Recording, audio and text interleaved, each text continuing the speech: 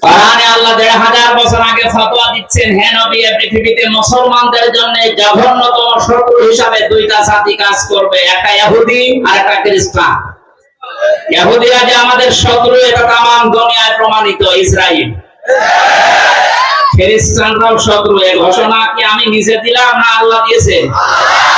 সুতরাং বারবার দাদা বাবুদের ফাঁদে পা দিয়ে আবার যদি মৌলবাদ এই জিকির আরম্ভ করে, ওরা হয়তো আপনাকে চেয়ারে বসাবে, কিন্তু দেশের হাজারো আলেম ওলামা ইসলামপন্থী মানুষেরা আবার গোমর দিব। আপনি ফাঁদ টের পাচ্ছেন? সুতরাং এই শব্দ যেন আপনাদের মুখে আর কোনোদিন না শুনি। যদি এগুলো শুনি তাহলে কিন্তু জালেমদের মতো এদেশে আপনাদের এই জনগণ বিদায় করে দিবে। কাকে মৌলবাদ বলেন? মৌলবাদ না হলে দেশে আপনার মা বাবা বিয়ে হতো? আপনি তো সারস হয়ে আসতেন।